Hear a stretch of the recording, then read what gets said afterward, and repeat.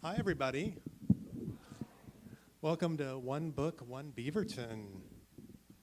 Everyone's going, what is that? Yes, it's our final event, and it's our storytelling showcase.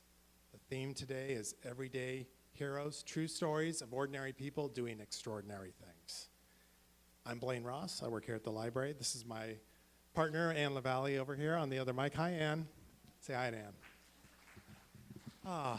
Thank you so much for coming. It's a beautiful day out there. I know you want to be out there working on your suntans or something, especially this time of year. But I really appreciate you coming out today. It's a great crowd. Thank you so much. It's really important to have an audience when you do storytelling. So, as you all know, so I really appreciate it. So, does everyone know what One Book, One Beaverton is? I'm just curious. No. Who says no? Any no's out there? Okay, great. Victims. So here's the deal.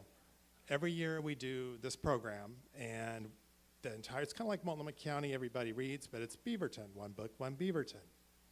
Ann and Jenny choose a book, everybody reads it, we do a bunch of programming around it, and usually the author comes to talk. We've already had, it was actually not the author this year, he had to bow out at the last second, but we had the subject of the book, Jim McConnell, come, and it was great. It was at the Reeser, it was 2 weeks ago. Did anyone catch that? Yeah. Is anybody here because you heard the announcement about the storytelling at the Reeser? Oh, all right. Well, there, I've gathered the statistics I need from that. Okay.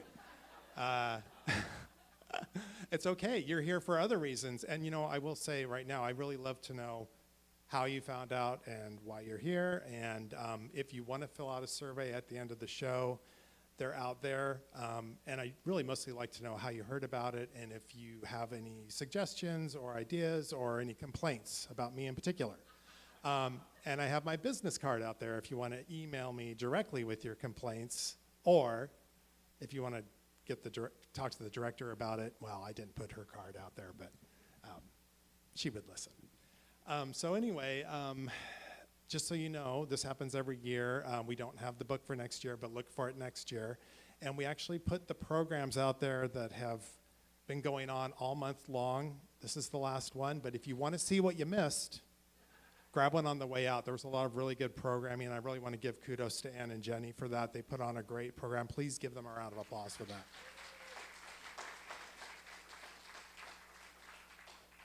And then just to let you know, we have a lot of supporters for all these things, and basically the Friends of the Library have given us very generous donation for all of the One Book programs, so thank you so much to them. They have a table upstairs if you caught that on the way in. Hopefully you got some information about them. They have a bookstore just across the way if you want to go visit that. We're going to be giving away in the raffle, which hopefully you all got tickets for, we're going to be giving away some coupons for the bookstore at the end of the show. And if you didn't get a ticket, we are going to have an intermission today, so it'll be a very brief one, 5, maybe no more than 10 minutes, but mostly give people a chance to stretch their legs, go to the bathroom if they need to. The show should be about 90 minutes. I also want to thank all the library staff and volunteers, Susan especially, who's volunteering today, working the doors back there. Thank you, Susan. And then we have some community partners I work with a lot here, Frame Masters and Backfence PDX, the Portland Storytellers Guild, Beaverton Civic Theater. They've donated some tickets to give away today, and of course the Book Corner. So just so you know, we are recording the show. It will be available on the library's YouTube site in about a week or so. And I think that's all I need to go over for right now. I might say some more things later. Ann. Oh, my God, I muted her. I think you covered it. Wow, I usually forget something. Okay, well, again, thank you so much for being here. Let's get started. Our first teller today is Darlene Solomon Rogers, also known as Black Butterfly. She's a powerful presence in Portland's cultural and creative landscape. A multifaceted artist, she weaves spoken word, music, and visual art to explore themes of identity, social justice, and personal empowerment. Her work, rooted in lived experience, reflects on race, gender, and the resilience of Black communities. She blends the rhythm of hip hop, jazz, and soul into her live performances. Deeply committed to the community, Black Butterfly uses her art to uplift marginalized voices and advocate for change. Beyond the stage, she mentors emerging artists, leads youth workshops, and champions the healing power of creativity. She challenges the audience to reflect on the complexities of human experience. Please welcome back to our stage, Black Butterfly.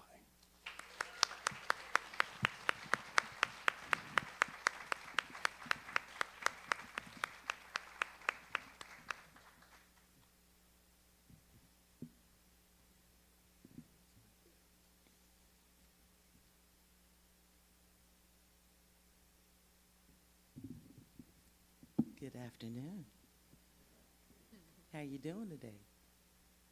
Thank you for coming. The sun is shining, and I know it's hard to be in here. I'm a Portland native, so believe me, I get it. I'm like, sun, oh my God.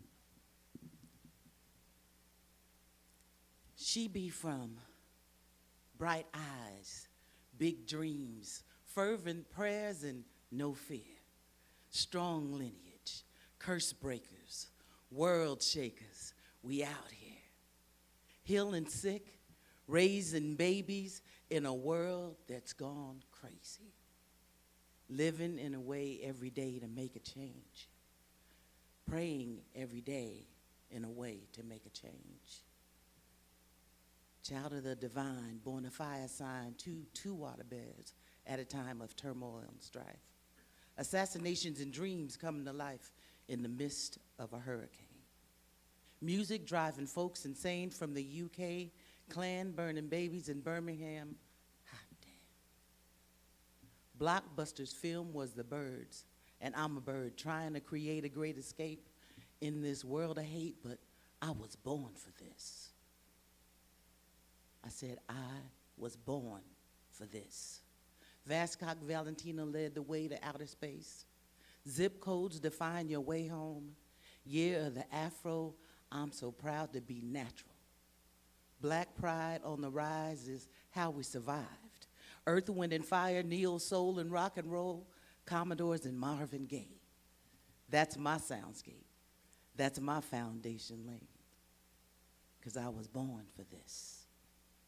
I was born for this.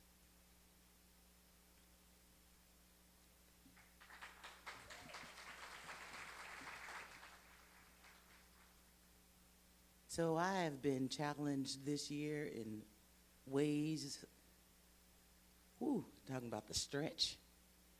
The end of 25 was tough. 26 came in barreling.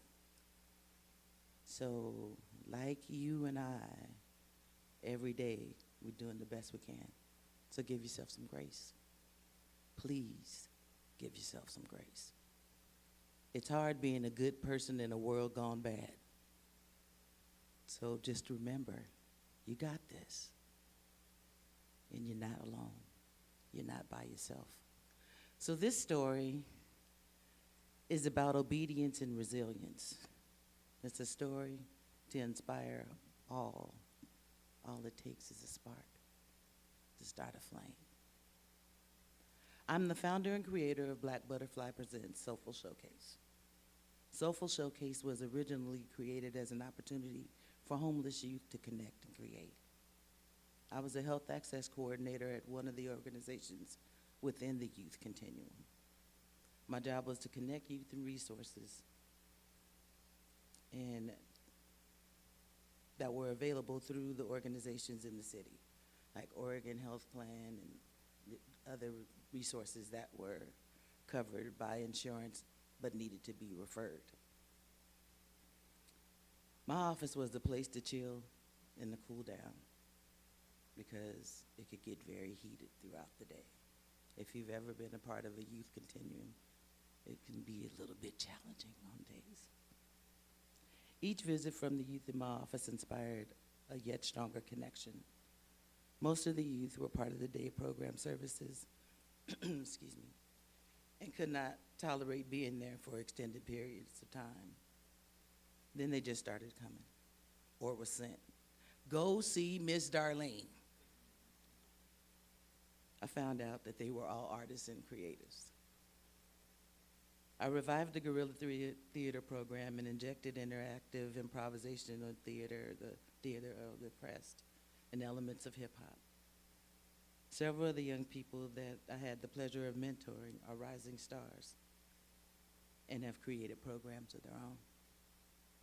I encourage and inspire and create containers for communities to gather, and young people and mature to collaborate and create together,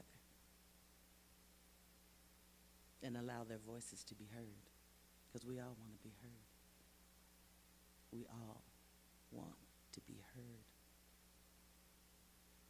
I'm blessed to be the tree between the roots and the fruit. I'm old enough to understand where the elders are coming from, and I'm young enough to understand where the youth are coming from. And so I'm grateful to be able to be that exchange in between. In 2020, the world changed in a way that seemed like overnight. Restrictions on our lives and communities, no opportunities to gather or to create. So tough to deal with, so hard to deal with. Eventually, the world slowly opened back up, and it became a part of a collective of artists and a nonprofit that facilitated conversations with the community regarding what we needed and what it would take to make us feel supported, and how to re-engage. And the Center for Re-Engagement was created. I was the cultural creator for that, the cultural curator, and I was blessed to be able to bring organizations and and organizations and folks to gather together. So much to share about this, but I'll come back to that. Fast forward. I began to pray the Jabez prayer, and it goes, "Oh, that you would bless me indeed and enlarge my territory, that your hands may be with me, and that you will keep me from evil, that I may not cause pain." Then the floodgates opened. I was invited to and sponsored to go to Ghana, which was perfect timing because I was experiencing health challenges and things just didn't feel quite aligned. I got clarity and healing on the continent. When I returned home, I could feel the energy shift. I began spending time and energy working with incarcerated young ladies and women at the Oregon Youth Authority and Coffee Creek Correctional Facility, teaching poetry, introducing sound healing, Reiki, self-care, and self-exploration, self-awareness, and reminding them who they are and why they came. Cushioning and refining some of the harsh messages that are received daily, allowing space for hope and possibilities of new paths to consider when they were on the other side. Don't get me wrong, I work with young men and adult males as well, but I had an opportunity to work more closely with the ladies. As a Portland native and village baby, I was blessed to be poured in by the aunties. Growing up, sharing my offerings is an opportunity to encourage and to inspire. This was a desire of my heart. Young women are becoming incarcerated at an alarming rate. The female incarceration rate in Oregon increased by 174% between 1994 and 2019. The disparities, Native girls are incarcerated over 4 times the rate of white girls, and Black girls over 3 times the rate of white girls. I was contacted by an organization working with the families within the prison and asked to participate in a speakers series, and then to facilitate offerings at their annual Mother's Day retreat. I said yes. I offered a poetry workshop for the youth and healing for the sound healing and meditation for the mothers. So much healing and growth took place in that weekend. As I was offering healing, I was also being healed. So many layers revealed. Inspiration is a beautiful thing, and I'm blessed to be inspired by everything. We are all here to solve problems. Solving your problems help solve the world's problem. Can you say yes to the uncomfortable? Allow yourself to break free from the mold of being safe and go after the desires of your heart? Can you listen with your heart? Trust your gut? All it takes is a spark to start a flame. Remember who you are and why you came. Remember who you are, why you came. Remember that this world will not be the same until you remember, remember, remember why you came. Join me, please, at a united network to inspire every soul. God bless.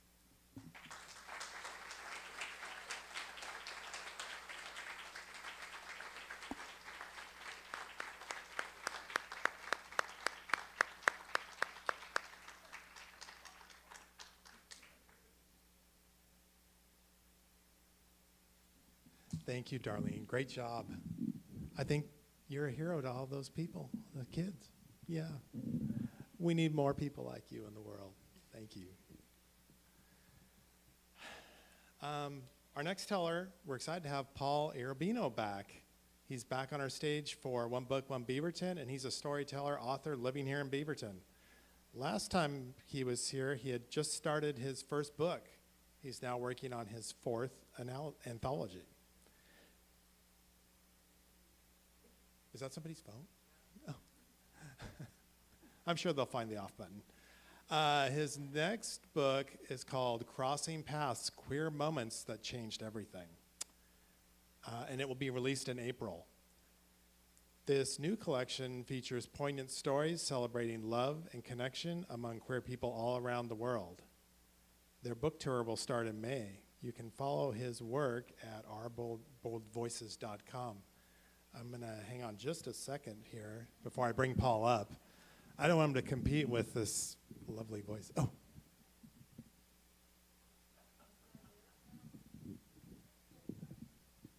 Did we find it? Oh, fantastic. You know, I'm a digital navigator here at the library, and I help with all sorts of technological problems. So if you want to make an appointment, feel free to do that. I suffer right along with the rest of you. I turned my phone off because I don't even know what it's going to do, and fortunately, no one ever calls me. Please welcome to the stage, back to the stage, Paul Iarrobino.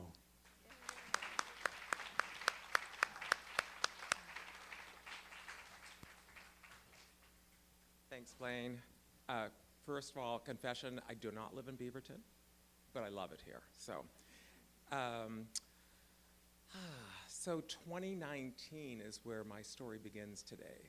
And I was on the top of the world. I was a rising storyteller with my own storytelling company, and things were looking really good. In fact, Blaine and his colleagues invited me to, I forget what year it was, in terms of like the 16th annual Washington County Storytelling Festival. I was going to be one of the featured storytellers, and I was so excited. I had 3 stories I was planning to tell, and I had a whole bunch of things scheduled. And then all of a sudden, in March of 2020, something happened that was completely unexpected. Yeah, COVID. And I was not prepared at all. In March of 2020, not only did I get horribly sick, it turns out it was COVID. But we didn't know if it was COVID because there was no test, there was no vaccination, and all of a sudden on one just random day, everything shut down. Everything stopped. And a lot of the work in community was, I was volunteering with older adults, right? Taking people to the senior center, hosting bingo, taking people to dialysis. I had a very busy life, and I was doing my storytelling, and everything just stopped. And as I was in bed, sick with COVID, I'm getting all these email messages basically telling me that everything was canceled. And I felt I was being canceled. Meanwhile, my husband, who is the, how do I say, the quiet one in the family, he's the introvert, and he was actually pretty happy. Because all of a sudden, when you cannot work from home, but then when COVID enters your building, guess what? The employer says, you all can work from home now. And he loved it. No more small talk, getting things done, didn't have to ride the bus. He was super happy. And what the employer did was they put in, like icebreakers, because of a lot of like the introverts and stuff, they had to sort of inspire them. And so he was in his office, ha, ha, ha, laughing, having a great time while I'm feeling canceled. And something was like wrong with that picture. So I was in pity party mode like you wouldn't believe for several days. I was really depressed. I was very sick. And then finally, I'm like, I have to get out of this funk. I'm going to do what everybody else is doing. I'm going to learn Zoom. Yeah, I'm like, I'm going to learn Zoom, and I'm going to see if I can reconnect and work with older adults because I miss them. And I'm sure they miss coming to the senior center, because everything just stopped. So I reached out to the director of the senior center where I live and said, hey, I think I would like to offer a class on staying connected.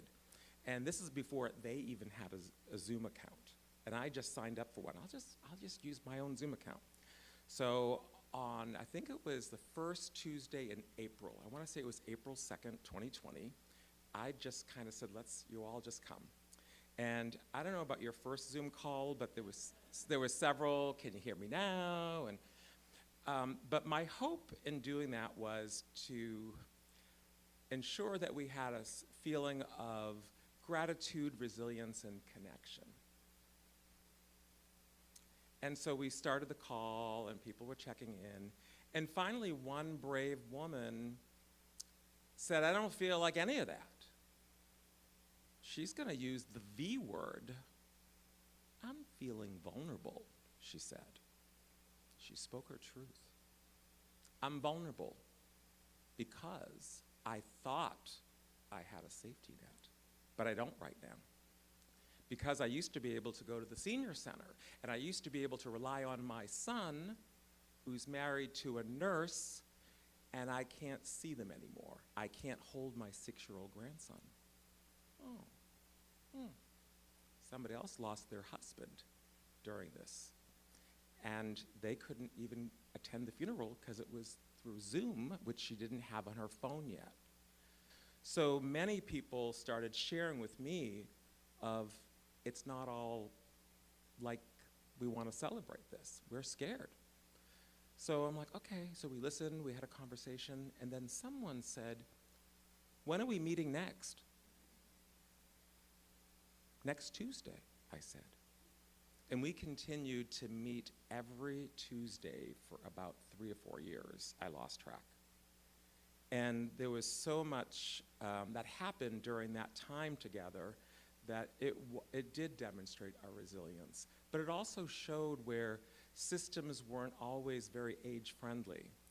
So older adults had to compete with school teachers to get the vaccination. Do you remember that? And you had to go online. And people are saying to me, but I just had cataract surgery. I can't. So many people stepped up.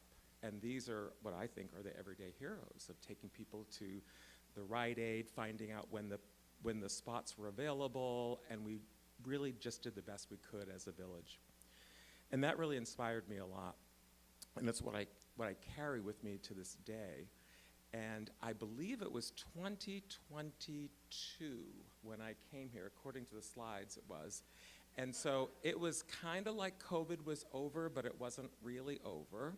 And when I looked out into the audience then, there was about 1/3 of the number of people in the chairs, and people were wearing masks. And Blaine was sterilizing the microphone between sets. it was an odd time, but I happened to meet two storytellers there that day, and I said, I'm working on this book called COVIDology, and it's about gratitude, resilience, and connection, which is what I was originally thinking, and two of those storytellers are in that book. And several of those older adults that were on that call were in the book.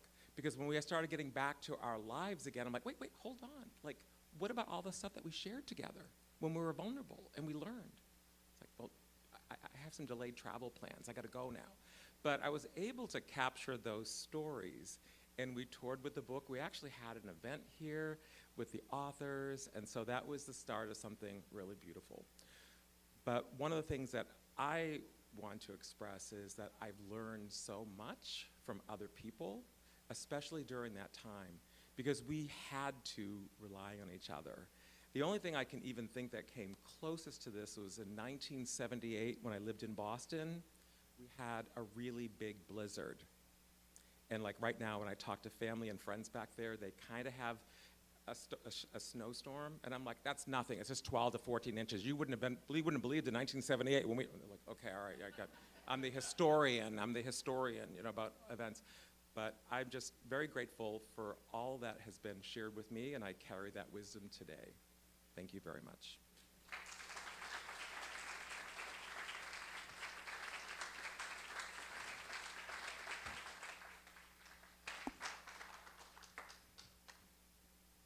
Thank you, Paul. Oh my God. I forgot. I mean, I didn't forget, but I forgot you were one of the tellers for that. We had to cancel the festival like a month before. It was usually in April, and I think we closed on, what was it, March 20th or something like that? I think it was March 18th. Yeah. Yeah. And I know it was hard. And that was also kind of the end of the festival, unfortunately, but we're trying to keep storytelling alive here. So thank you for being a hero along with all those other people during COVID to help the people who needed help. Yeah. Okay, our next teller, right before the break, is Norina. Oh my God.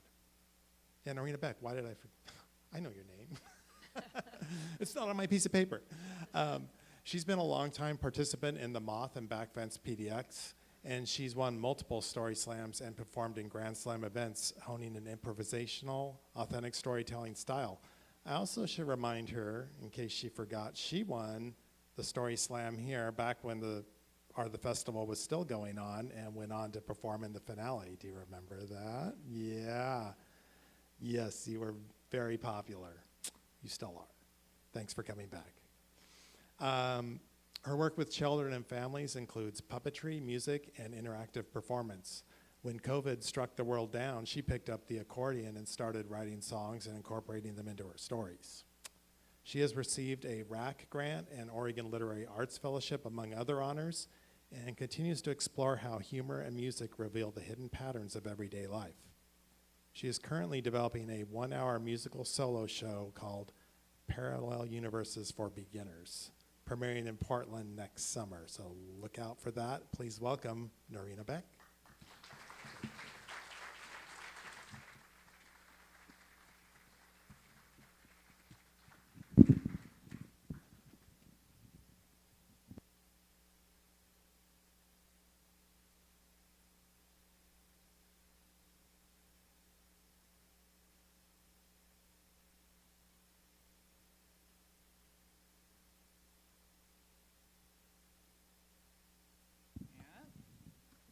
Famous last words. Well, I did pick up the accordion during COVID, and it was a great way to pass the time, learning to play the accordion. But I discovered something about the accordion that not everybody knows, which is that, yes, the accordion is a musical instrument. Can you hear me now? But it's also a time travel device. So it's very mathematic, but the gist of it is the buttons are like the years and months, and then we have locational information here. So with your permission, I'd like to take you on a little trip to Rapid City, South Dakota, 1987. If you consent, just don't do anything. If you don't consent, you can pat the top of your head 2 times. And you'll just hear static the whole time I talk. So, but if you do consent, we're off, ready for a wild ride. So also, if you hear me make any mistakes while I'm playing, those aren't mistakes. Those are necessary to our safe time travel across dimensions. So be forewarned, this may happen. Always. There we go.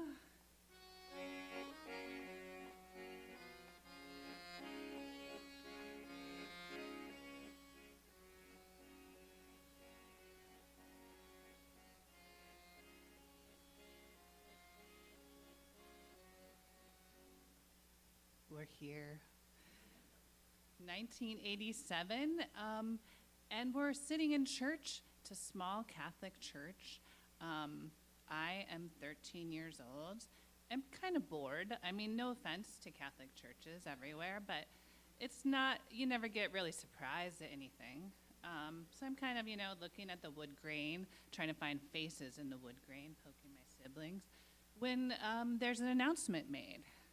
If anyone is interested to become a clown for Christ, they should come to a special meeting after church, because we have a new member of our parish, and she's going to start a troupe of Christian clowns. I didn't know what a Christian clown was, but something in me just kind of lit up. Like, what is this? I think it's for me. I looked at my mom, and she was like, I know it's for you. Yeah, you can go. Yep. And also, all of my siblings went. I was one of 4 siblings, soon to be 5, but at that time, 4. So I went to the meeting, and the new member of our parish, her name was Coletta Yeager. Coletta had been a nun, and then she had been a street mime. And then she had, I don't know what had happened, she came back to Rapid City to live with her family, and she decided to start spreading the joy of God through clowning. And so at our very first meeting, she taught us a few basics. So how do you become a clown for Christ? Well, first thing, you cannot talk. And that is not a Christian thing. That is a mime thing. The second thing is you let the Spirit move you, the Holy Spirit. And the third thing is you need a persona. So she gave us some homework. Go home, think up a clown name for yourself, get a costume, think of how you want to design your clown face, and come back and we'll get the troupe started. So I did. I went home. Now, to give you a little bit of background information, you have to understand a little bit more about me at this time in my life. I had just started middle school. Things were not going well. There was kind of a dress code at middle school, which I quickly discovered I needed to emulate. This is the 80s. Those of you who were there, you know it was not easy to be fashionable in the 80s. One thing you had to do to be cool is you had to peg your jean. And this is when you folded your jeans over and rolled it up a couple of times, those of you who weren't born yet. So I tried to do this, but I had just grown 3 inches, but I still had the same pants that I had from before. So I pegged my jeans dutifully, but they went about, mid-calf. And then I kind of stretched the socks up to meet them. Ideally, the socks were supposed to be scrunched kind of artistically. There wasn't room for that, but I thought hopefully nobody's looking. They were looking. And then there was a hairstyle that you tried to do. This, I still think, how did they do it? It involved a curling iron, a lot of hairspray. You kind of spray your hair, and then you would rat it. So it would be kind of a puffy, stiff cloud around your head. That was what you were going for. But when I tried to do it, I oversprayed or something. But once you overspray, you cannot go back. You just have hair that kind of falls in front of your face like a stiff curtain, and that's how you have to go to school. And then I was trying to use makeup for the first time.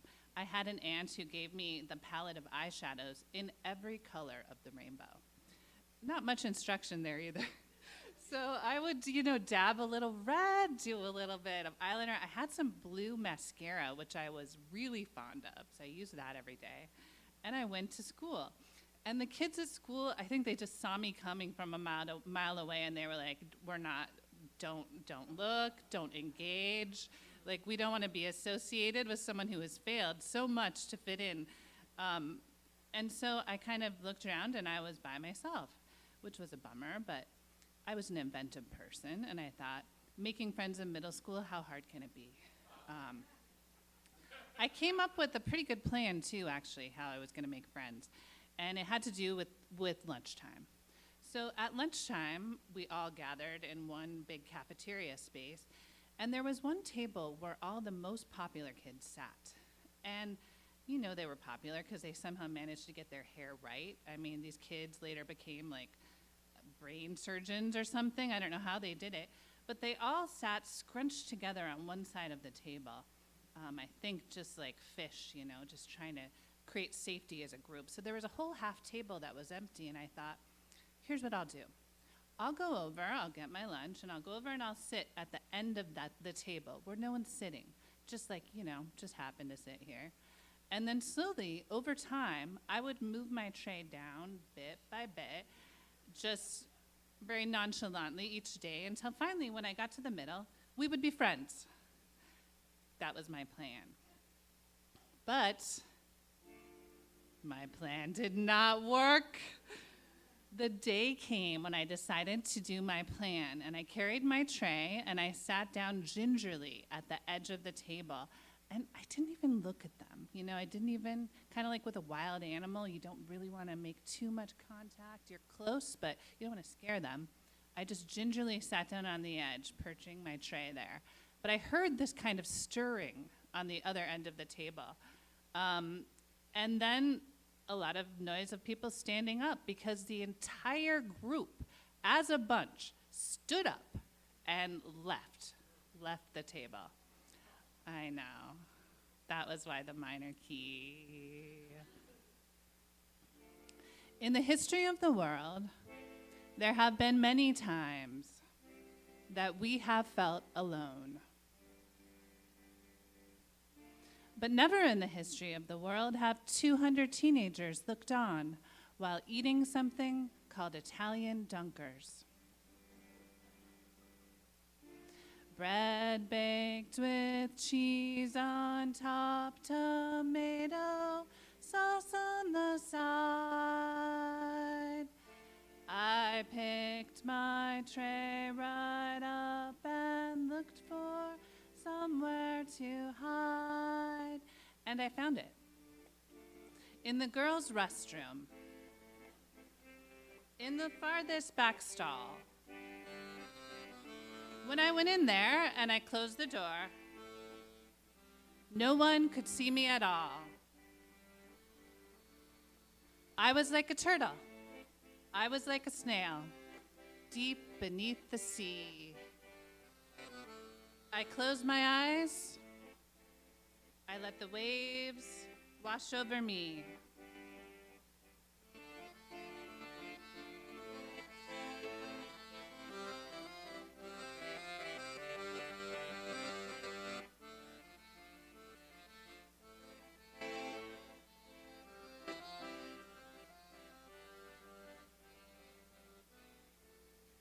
Before we were humans, we were cephalopods.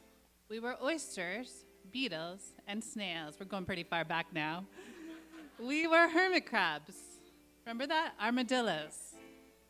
We were turtles with tucked-in tails. Yeah. And you have been there. We have been there. In that cave beneath the sea. We took a bite of our Italian dunkers, and we let the waves wash over us.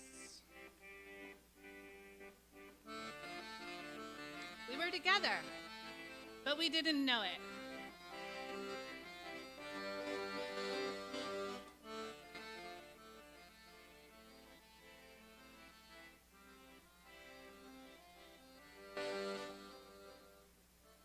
In the history of the world, there have been many times that you and I have felt alone.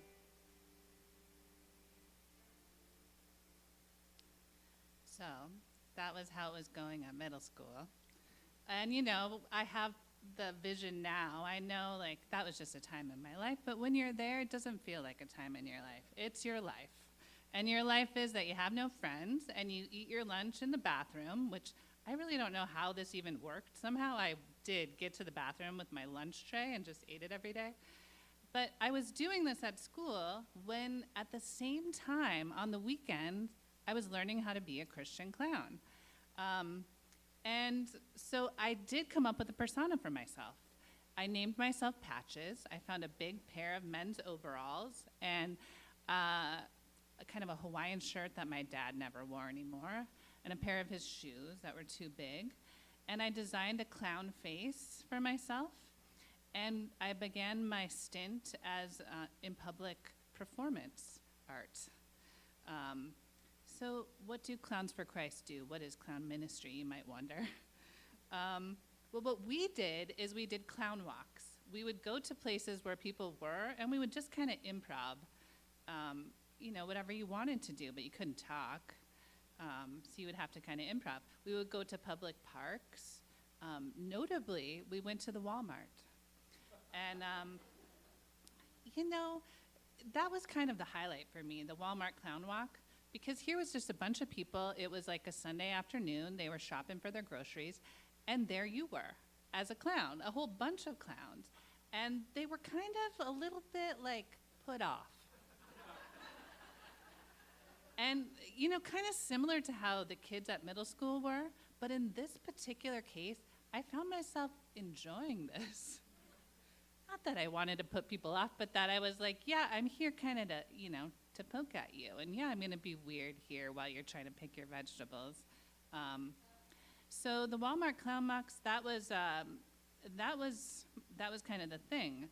And I'll take you there now if you're willing. I know some of you may not agree with Walmart, but we're just going there in the past. You're not going to have to buy anything there, so don't worry. You got to get the right note.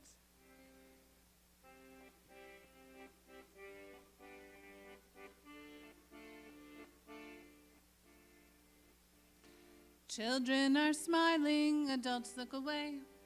Clowns in the aisles of the Walmart today. Bananas are telephones, melons can dance. You could fit 7 inside that one's pants. Here comes a clown.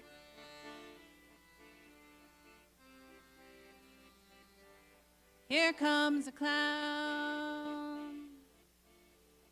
One walks a tightrope in oversized shoes. Hey, we need the mayo. Would you mind? Would you move? In floral, another is trapped in a box. Do we have time to pick an invisible lock? Here comes a clown.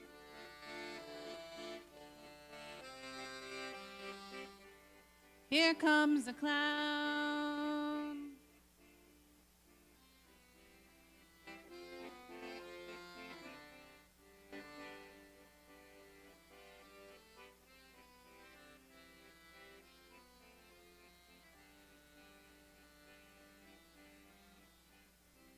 We didn't know what we would see. Just trying to feed our family. We didn't know what we would see.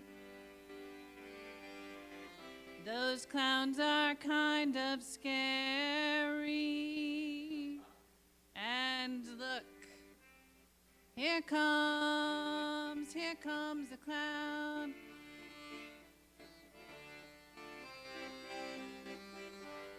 Here comes a clown. Clowns are free to be silly, don't have to look cool. Stand out, be different, unlike at school. Here no one can touch you, they haven't a clue. Under that makeup, it's the real you, 'cause you are a clown.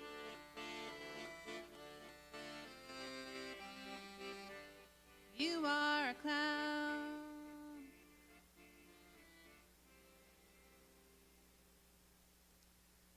So, we were doing these clown walks, which were great fun. We also did some skits sometimes after church, kind of poorly attended, but my parents always came. They had to give us a ride home, but thanks anyways, Mom and Dad. And then one day, Coletta came to our clown troupe, and she said, "The Pope is coming to America." Oh, okay. We hadn't really been following the Pope as teenagers, but the Pope is coming to America for World Youth Day, coming to Denver, and we are going to try to go. We're going to try to raise money, our clown troupe, and go meet the Pope. And we were like, wow, we're hitting the road. We did Walmart, and now we're going to do the Pope. Natural progression, So we had to raise money. We had bake sales. We did car washes. We did something called a fast-a-thon. You have to not eat. We just didn't raise any money this way, not at all. We raised like maybe $50 this way. It didn't look like we were going to be able to go. And then an anonymous donor stepped in. Someone, we don't know, donated the money so we could go see the Pope in Denver. We were going to see the Pope. I was pretty excited about this. I was also a little bit scared because this was going to happen in a city called Denver, Colorado, which is like huge. I had never been out of my small town, and I thought what would happen there? I might be robbed potentially. So I kept my $20 in my fanny pack, pushed around to the front, and I kept my hand on it the whole time we walked around in Denver just to make sure no one would take it. And I also had a dream. I had a hope, which was that upon meeting the Pope with thousands of other teenagers, I guess, in a huge football stadium, that I would have a religious experience. And not just any kind of religious experience, kind of a miracle is what I was going for.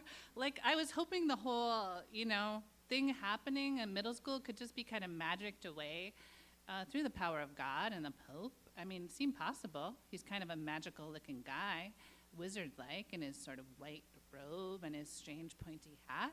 If anyone could do that to me, surely the Pope. So I had a hope.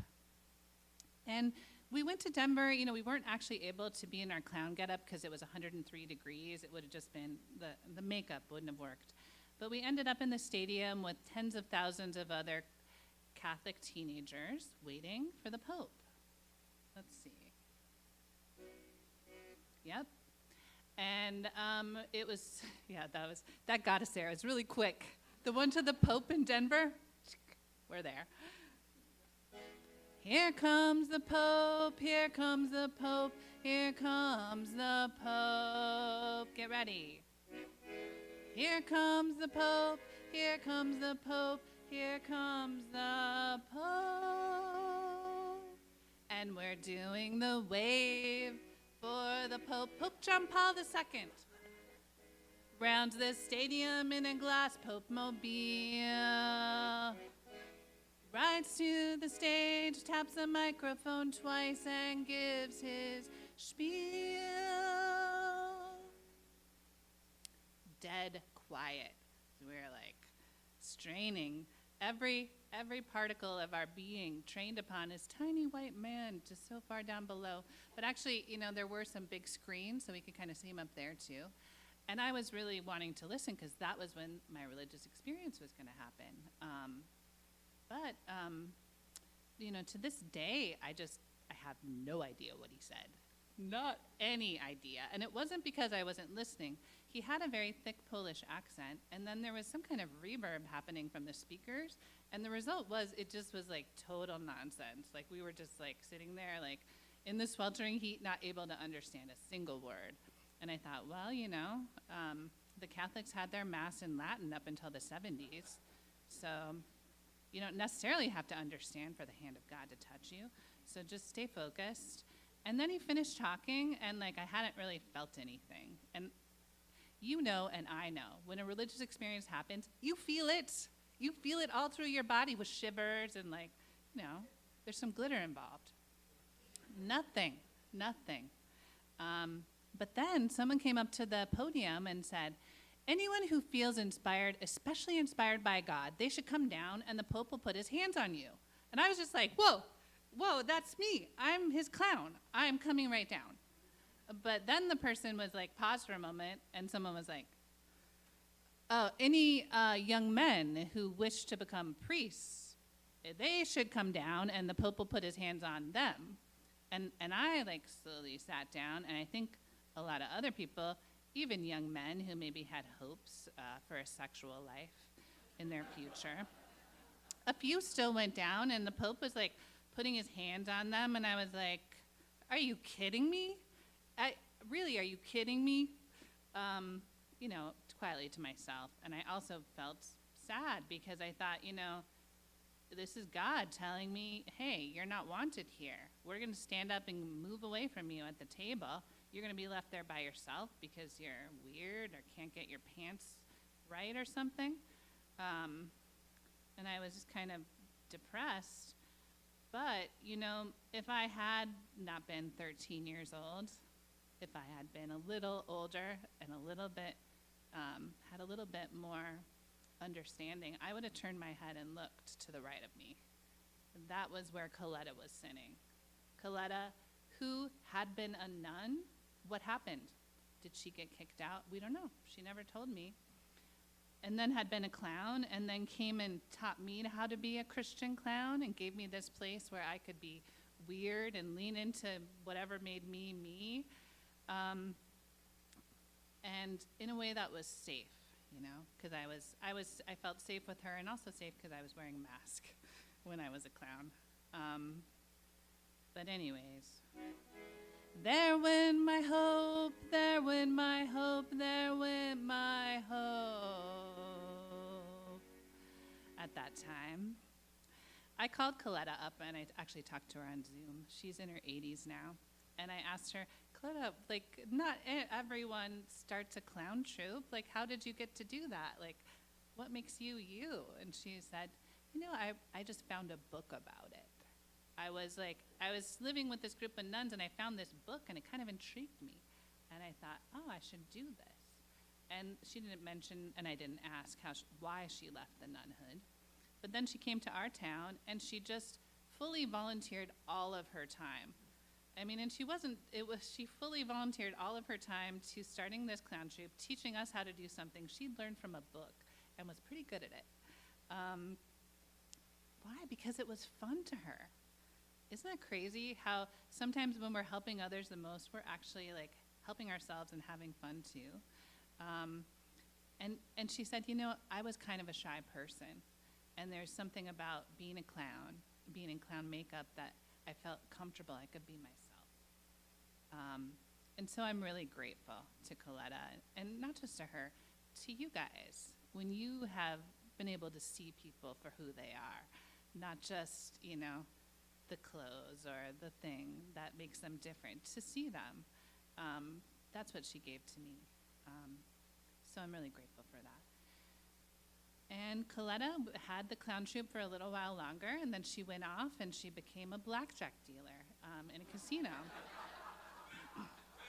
And that was the last I heard of her until recently when I called her up and, you know, was like, what then? She's like, I was in the money pit. She's like, it's crazy in the money pit. I only lasted 1 year. And she became a school psychologist after that. So, you know, full circle, I think. But she's retired now, and she still donates her time to her local church. And she said, you know, I was trying to share a message. And I was like, you know what, that you did. And it's not just a Christian message. That message of joy is a message for everyone. And I got it, Coletta. I'm still sharing it. I'm still spreading it to you guys. So now I got to get you back. I know you've loved it here in Rapid City, but I'm going to get you back to Beaverton so you can keep sharing it, just like me. But so much gratitude for the ability to be here today with all of you, to all the tellers, to Blaine and Ann. Really appreciate getting to be with you guys. So let's see. No mistakes, you know.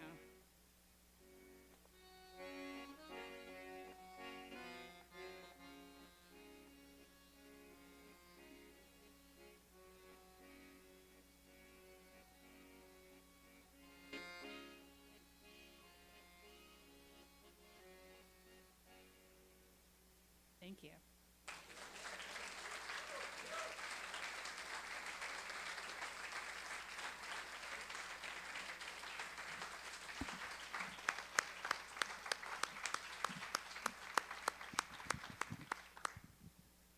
Thank you, Norina. That was fantastic. Of course, you know there's a question we're all wondering. Did you all come to the clown things in a clown car? I'm seeing you get out of the clown car.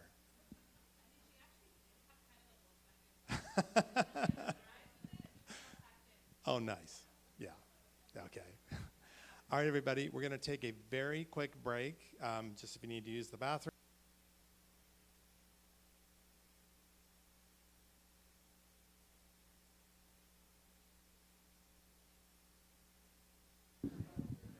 Okay, if people can start making their way back to their seats, that'd be great. I like that y'all want to just chat and have a good time. We need to have beer and wine and coffee and cookies and all that stuff. Next time. Oh, you'll bring the cookies? Uh-oh, somebody's volunteered to bring cookies next time. That's great. What kind of cookies? Chocolate chip. Can't go wrong with chocolate chip.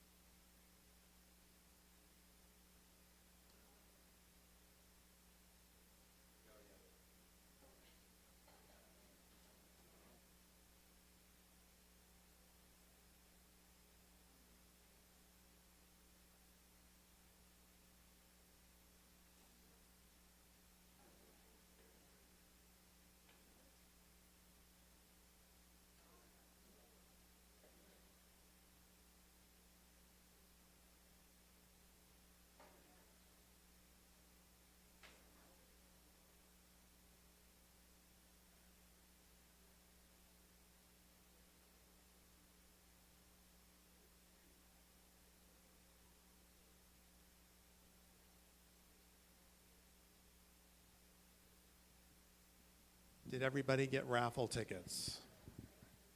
Did anybody take more than one raffle ticket? You're not going to admit it. Let's see. Well, we're still getting people kind of settled. I do want to let people know we got a couple of, I think, pretty good events coming up in the spring. First one, I don't know if anybody caught the library show when we had our inauguration. Yeah, a few people, good.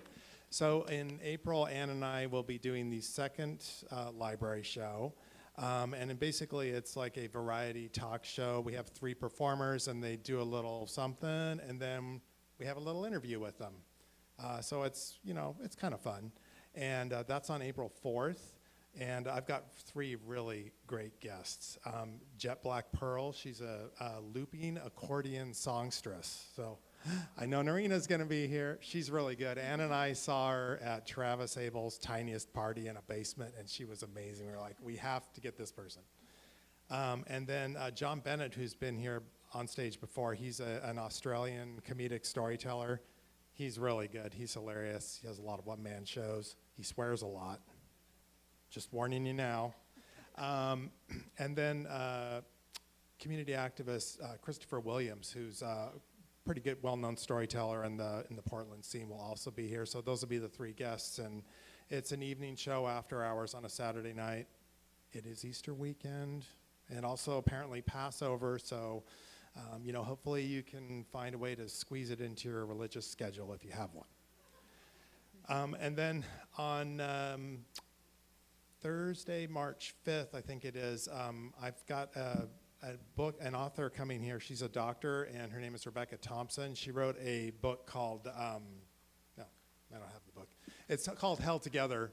It's a memoir. I've got flyers out there for both of them. Actually, you can take a look out there. But she had a lot of women that she got together for this book, and a number of them are going to be here for it, and they're going to do some kind of interesting storytelling. I'm not sure what it's going to look like exactly, but it sounds like it'll be interesting. And there'll be a question and answer and that kind of thing. So it's kind of going to be a dynamic book group, if you will. So That's on March 5th. That will also be after hours, so look for those. Anne, Yes. are we ready? Getting closer? I think we're ready. Okay. Do you have any heroes that you feel like you need to call out? You know, this week I'm feeling especially thankful for Bruce Springsteen. I don't know if everybody knows. Yeah, Bruce. And tell mean, why. Tell us why. I feel like he came out with a song called Streets of Minneapolis. And I feel like that was really in support of all the everyday heroes in Minneapolis right now. Yeah. So, For sure. Those are ordinary people doing extraordinary things for sure, all over the country, but Minneapolis, give them a round of applause. yeah.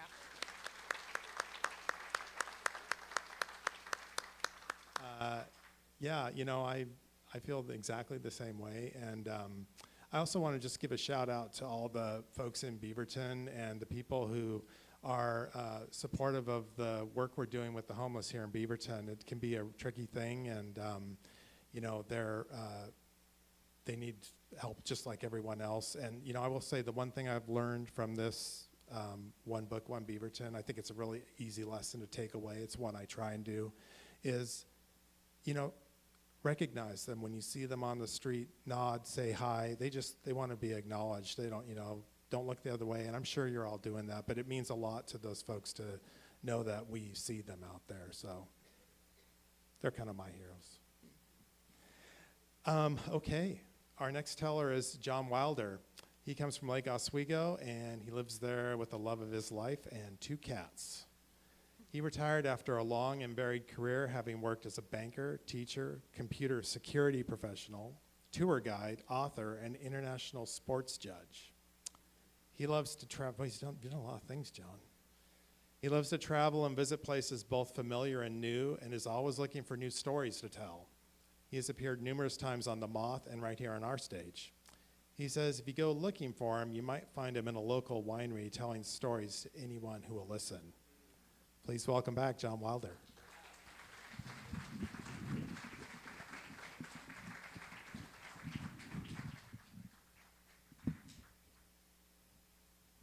Thank you. A couple years ago, my wife and I traveled to Seattle for a book signing. A friend of ours, Anita de France, had just released her memoir, My Olympic Life. And there would be a book signing, all proceeds going to local sports clubs. And we wanted to be there to support her. And she gave the usual book signing speech beforehand. And when she was done, she went to the back of this auditorium by herself.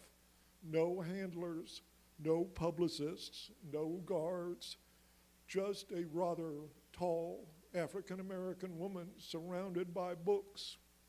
And when it was our turn to get our book autographed, she stood up, she's over 6 feet tall, wrapped herself around us and gave us a big hug, and then had us sit next to her while she signed the rest of the books.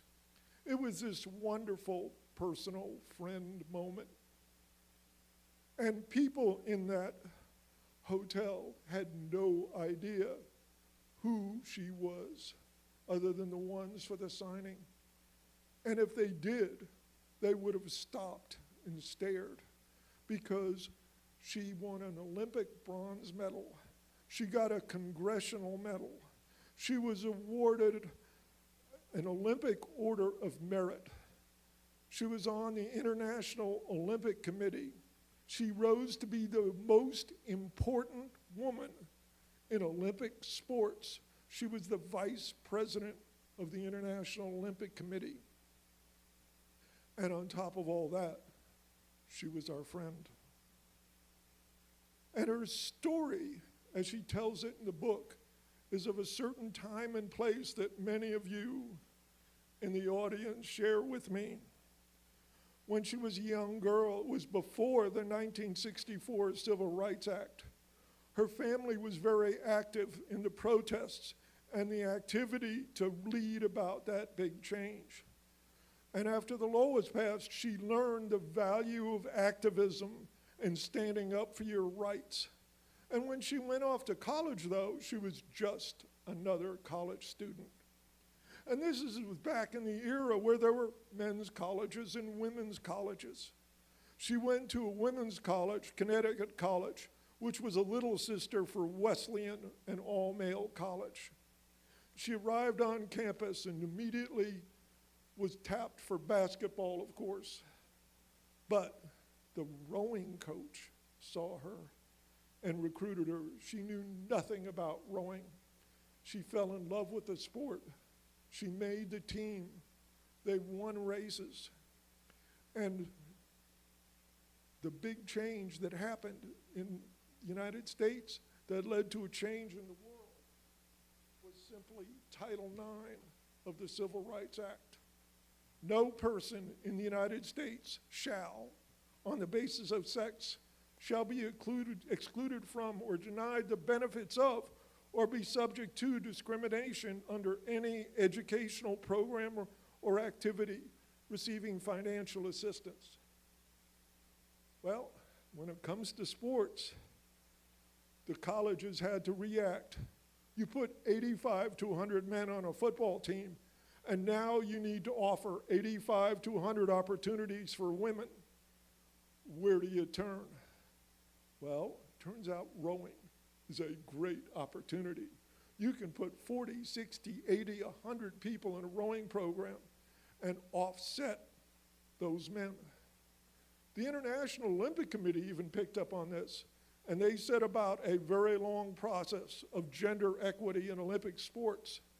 And in 1976, women could row for the first time on the Olympic program, and Anita de France made the United States women's team.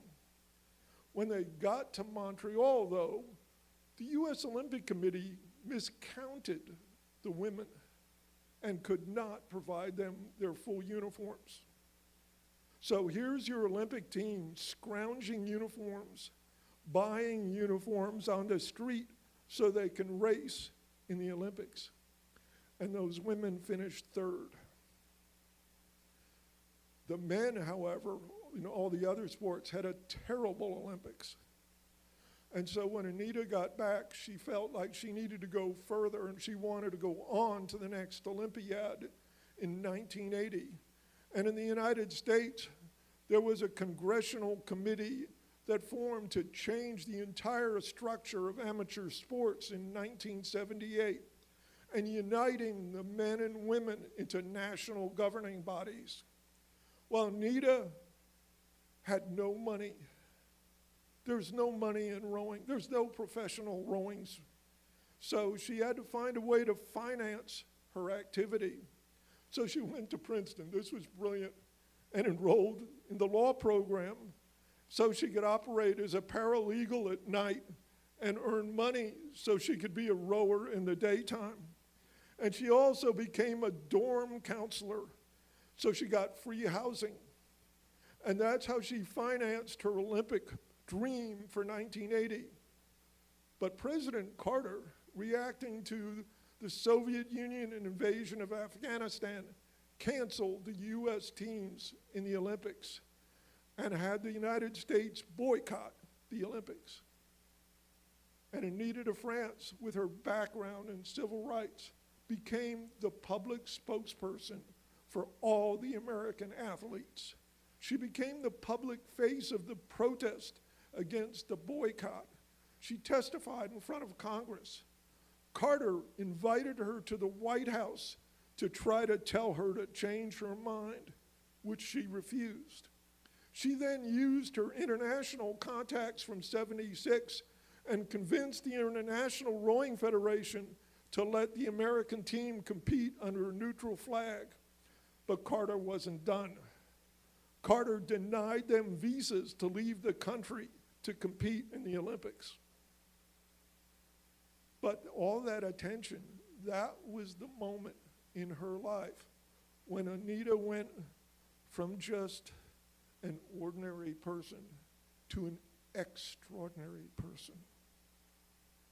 And when the LA Olympics came around in 1984, they appointed Anita de France as part of the organizing committee to specialize in the treatment of athletes. And when that Olympics made millions of dollars. She became the chairperson of LA 84, which took that money to promote amateur sports to disadvantaged communities in the Los Angeles area. The international community recognized this, and she was elected to the International Olympic Committee at age 34, the first black American woman to be on the International Olympic Committee. She was then promoted to the Olympic Council. She was put on the International Rowing Federation Commission. She eventually became the vice president of the International Olympic Committee, the single most important woman in international sports. And all that happened, and you ask yourself, and how did she become your friend, John? Well, I went to Georgia Tech in the fall of '69, 5 years after the Civil Rights Act. And 1 year after the state of Georgia repealed a law prohibiting women from getting an engineering education. So the school admitted 125 women on a campus with 6,000 men.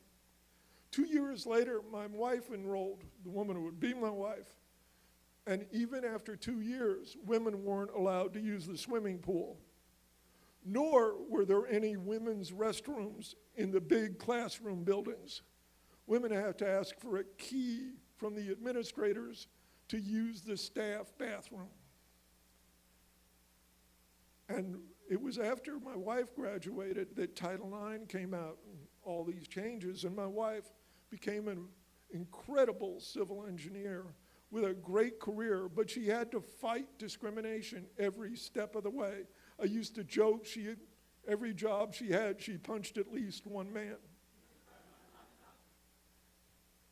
And so we were living in Atlanta when Atlanta got the Olympics. And we heard and we knew we would volunteer, and they said, if you become a volunteer, the best thing to do is to become a sports-specific official, and then you might do something better than, no offense, taking tickets. And so we did, and we were selected to be technical officials in the 1996 Olympics.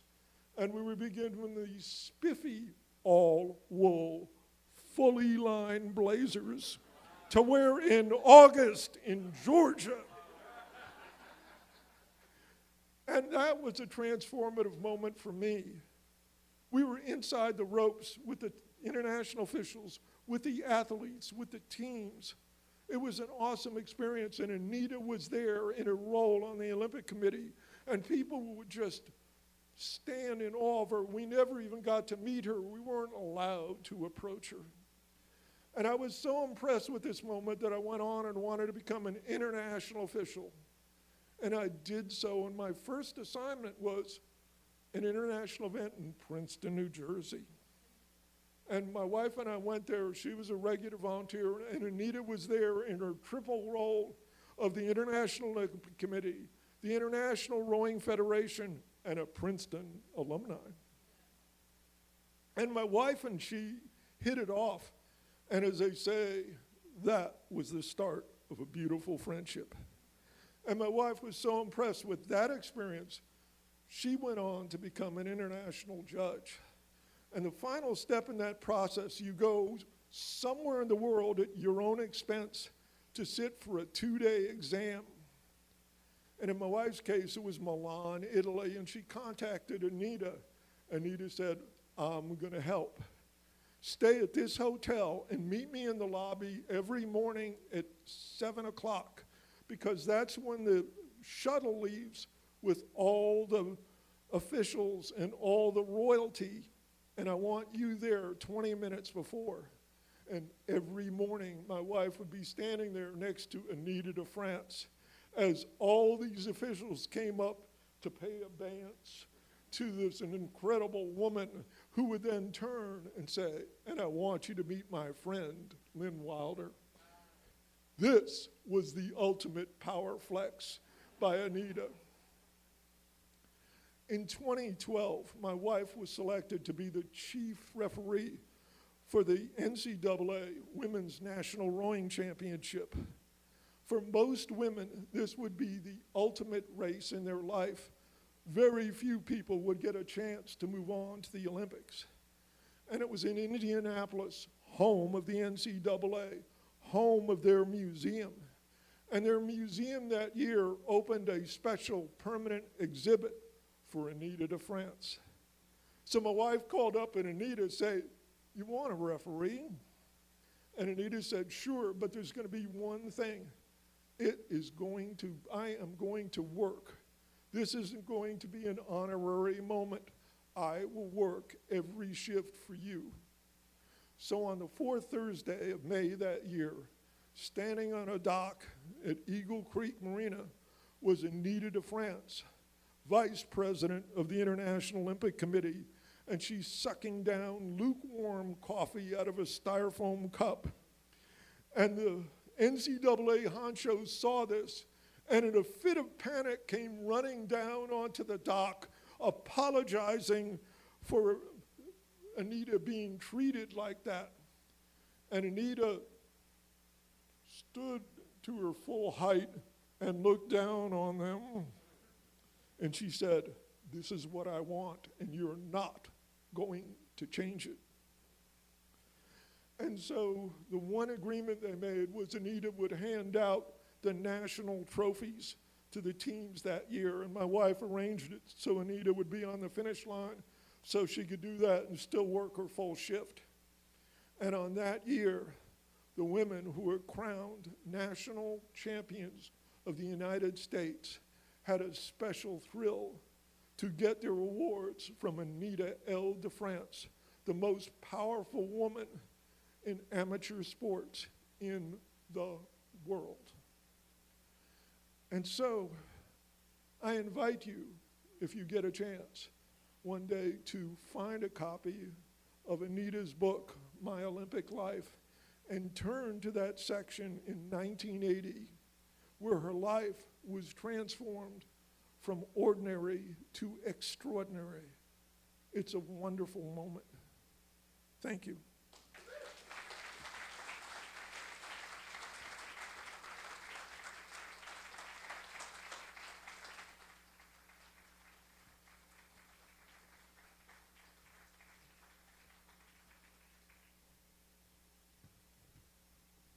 Thank you, John. Nice job. What an extraordinary woman.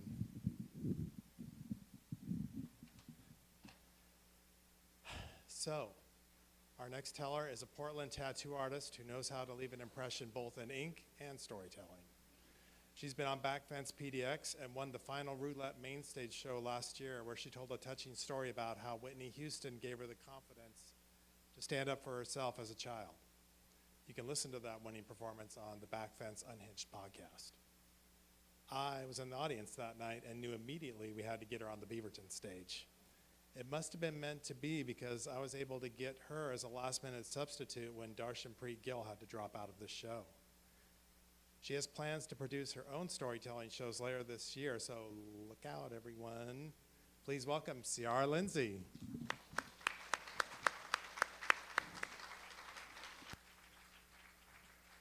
Thank you.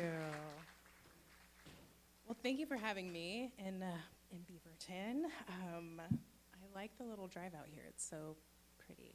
Reminds me of where I'm from Northern California, and it's like beautiful rolling hills and agriculture. So thanks for having me. This also like really reminds me really of my story, which is like actually being together, actually including each other and looking out for each other. 2025 was really hard. Was it hard for you? I imagine it was. It was really tough. I started the year, I'm sure like everyone else did, very concerned about the future. And also, I live in a queer, female, Black body, and it just seems like every day, people like me, people that are trans, who are queer, who are women, who are brown, are disappearing, are being less and less cared for, and I fit into that. And what I discovered through some of this was these different activating feelings. I worked with my therapist, and we'd worked together for a little while about this, and she said, I feel like you're having some dissociative behaviors, and help me get a diagnosis.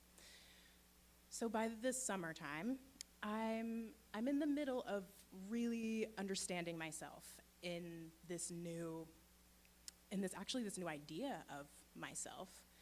I start to hear, like, literally and actually a voice, and she sounds like me, but younger. And I realize, like, this voice that I hear all the time is me, and she's really scared, and she's gained a lot of wisdom over the 40 years I've been alive, but she's still in 1993, and everything feels tremendously overwhelming for her. And now she's really protective of me, and she's really smart. And for her, she's observing this world and saying, like, this isn't made for us. This world doesn't deserve us. We are way too good for this. Like, I'm done. I can't do this anymore. I quit.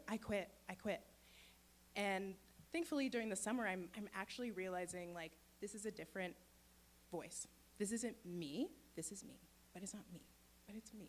So understanding this as it is so dysregulating, and I feel my feet come off the ground a lot more, and not being able to have my feet planted makes it really hard to carry on in a world that isn't actually made for me. There aren't buffers, there aren't bumpers for me.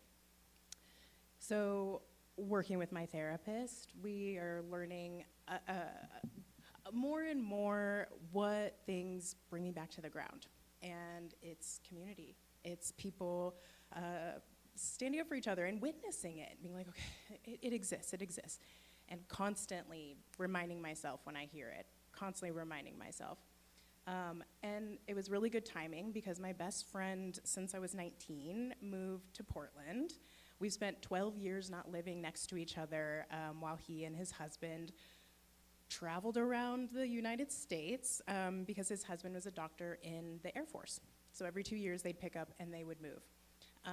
But 10 years ago, they adopted a baby girl from a very young Black couple, and they've been raising her as a little military brat. And now Luis, his husband, I keep wanting to say graduated from the military, but it is retired. He retired from the military, and now they get to live wherever they want. And he said, I want to live by you. And so they moved here, and now I get to experience living with my friend as an adult, and also his 10-year-old.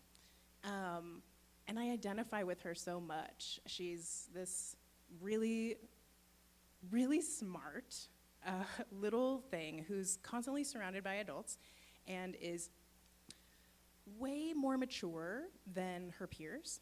And so this, for me, was really isolating.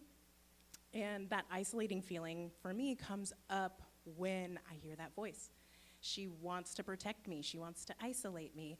And I see these parallels in myself and this little girl. And so during the summer, I volunteered to take her to summer camp because this is just a ploy for me to get to know her and maybe be the older figure. I'm not that much older. I can be her older sister, or someone that she can talk to and just be someone else that's not her parents. So I volunteered to take her to art camp, and one morning we're in the car, and she thinks I'm pretty cool, so she did agree to talk to me instead of listening to the K-pop Demon Hunter soundtrack for the 1,000th time, which made me feel really good about myself. So she's chatting with me, and I asked her, hey, how are you doing with your latest privilege restriction? Because she had got caught lying and changing the parental controls on her iPad so that she can watch YouTube videos in the middle of the night.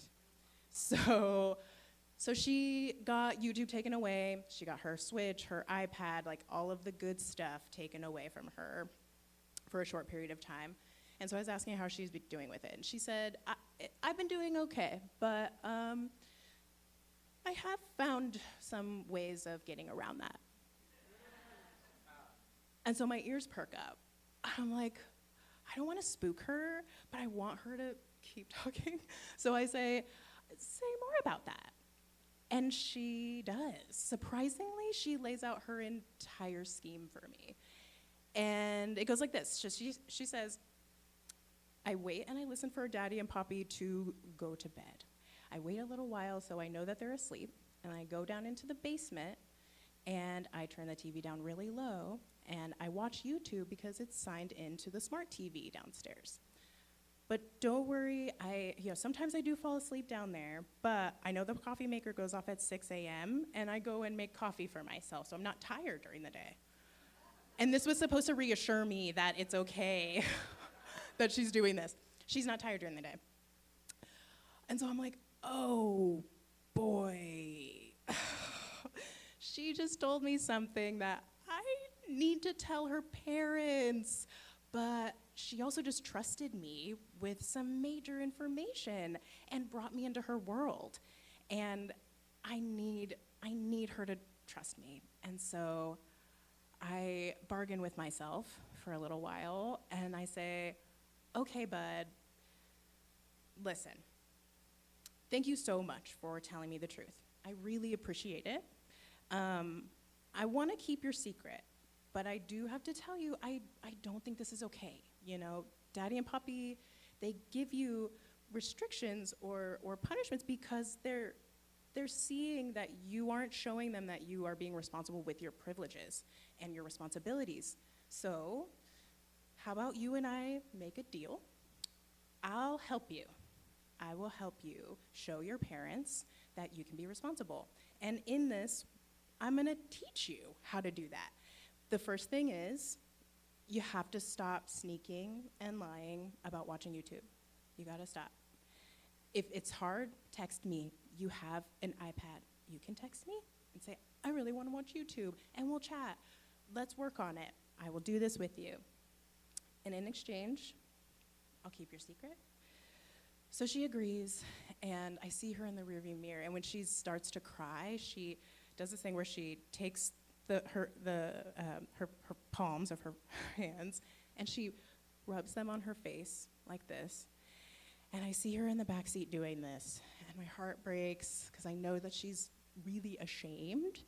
And she says, I'm so sorry. It's really hard, but I do know that I'm disappointing you and Daddy and Poppy, and I just feel really bad.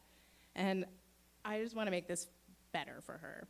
So I drop her off at camp, and I give her a hug, and I'm like, you did so good. You're really brave telling me the truth. It's going to be okay. And then she goes off, and she does her little art camp, and she's fine. So later I tell her dad that Cece and I had a conversation, and she trusted me with some information, and I'm going to keep it for her. Don't worry, she's safe. But I feel like I'm in a little bit of a predicament now. But he agrees with me. He says, you know, like, she does need someone that she can relate to and that sees her in a different way and isn't her parents. And then he says something to me that I didn't think I would hear. I didn't even think this was a thing. He says, congratulations, you are now a trusted adult. And I was like, oh, wow. As someone who doesn't really want the responsibility of having my own children, I was really surprised that I didn't fully freak out. I felt that grounding feeling again. I felt my feet like kind of fully on the ground. And I realized I just earned these people's trust, my friends, my family. I just earned their trust by existing and being myself and showing up in their lives. That's all I had to do. And that's really important to them. I'm like seeing how important I am to these people and how like, while the system out there doesn't work for me, like there's a system here that works for me, and there's a system that needs me to also work. And that is so valuable. And so, you know, with my trusted adult status now, I get to say things like, wait till Poppy gets home, or, you know, did you hear what your dad just asked you to do? He was very clear. But my favorite one is, and I think you might agree with me, is I'm not mad, I'm just disappointed. It's a good one, it's a good one. But I also get to say things like, I'm so proud of you, and don't worry about Henry, he's just jealous and intimidated because you're smarter than him, but your feelings are valid. And I get to see her smile at me and be excited when I'm at her house. And so I'm thinking about this, and I'm like, I don't know who the actual hero of this story is. Like, is it Cece with me? Because I actually feel like I can be important to someone, and it's not just about me. Is it me to her? Is it just the community coming together in this way? But I also can see that in the grand scheme of things, like we're all really trying our best, and we are doing it together. And it looks bad sometimes. It looks hard to manage. But now I can tell myself when I hear that disassociative voice that wants me to quit all the time, I can tell her, listen, I agree with you. We're amazing. The world is not set up for us. It doesn't deserve us. But there are so many people that do, and that's worth everything. I'm here with you. Just trust me. We'll make it through this. I love you. Thank you.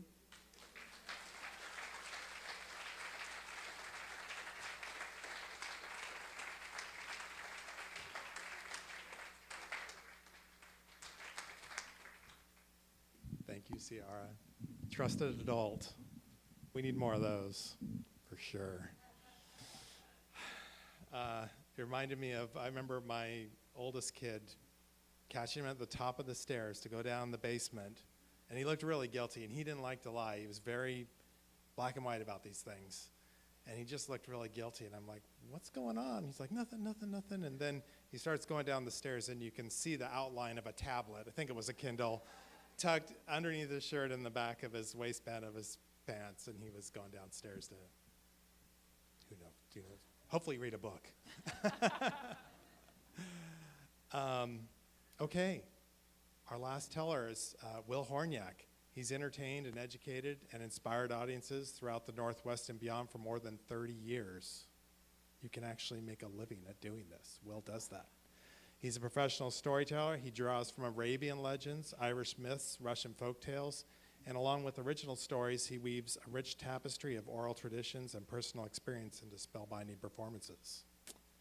Will has taught storytelling and professional communication at Lewis and Clark College and Portland State University, and he's led numerous workshops for organizations, helping them tell stories that reflect their mission, values, and vision.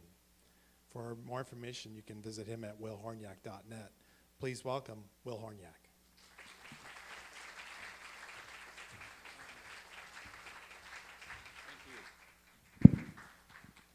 Thank you. Have you got another story left in you out there? Can you handle it? What a great audience. This is fantastic. I'm going to use that, I'm not mad, I'm disappointed. That is awesome. Thank you so much. That's one you can work with. Good. So as a full-time storyteller for 30 years, I want you to know I've performed in some of the finest gymnasiums, cafeterias, Grange halls, and church basements and saloons in the Northwest and beyond. But I'll tell you something, this is an upgrade. Let's thank the Beaverton Library. This is fantastic. What a great place. You know how there are certain people in our lives, I call them change agents, people that come along, and after they've come through our life, we're just different. And some of those people are in our lives, much of our lives. It could be a mother, a father, a sibling. Some people spend a season. And then some people I think of as meteors that just flash through our world. And they illuminate something in us. Or sometimes, like meteors, they crash into our world and upset everything. And one of those meteors for me was a brilliant storyteller, a man named J. O'Callahan. And this was back in the 1980s. I was living in Seattle. I was in my early 30s. I had given up a career as a newspaper reporter and a writer, thinking I could somehow weave together writing and performance. But I was clueless until I watched J. O'Callahan take the stage. This was at the Museum of Science and Industry in Seattle. It was a crowd of about 300 people. It was a family audience. And Jay took the stage, and the house lights went out, and it was just him and a spotlight. And Jay's a big man. He was a really embodied storyteller. And within no time, he had created this world in our imagination. There was a guy who was a baker, and he loved kneading the dough so much he would sing while he kneaded the dough. And he made these raspberry tarts that were so good you could smell them, you could almost taste them. And then he had this horse that pulled his cart, and he pulled the cart around, and that's how he sold his tarts, and the horse's name was Dory. And in no time at all, we loved Dory, and we loved the baker, and we were so sad when he got home one day, because he got back to his bakery one day, and his business partner had stolen his money and left town. We were just so pissed off, right? Not just disappointed, I mean pissed off, you know. And then the lights went up for intermission, and that's what amazed me. I said, where did everything go? We had created characters and settings. We had created a whole world, and yet I realized it was just this one person up there telling a story. And it was just with his voice and his gestures and his infectious enthusiasm that had enlivened our whole imaginations. And in that moment, it was like it illuminated something in me, a passion in me. And I knew that I wanted to do that exact same thing.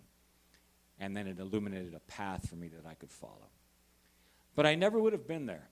I never would have taken that step. I never would have thought about being a storyteller had I not met another change agent in my life about 10 years before.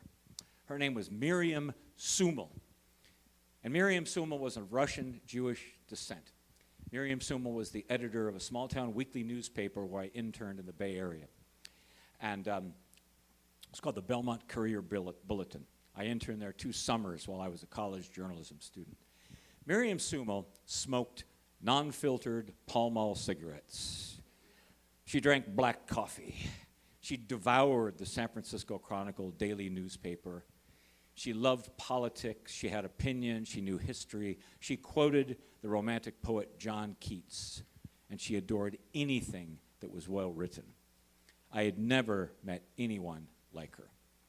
She was tough, and she was gritty, and she was funny, and she was flawed, and she was smart, and she was big-hearted, and she was generous.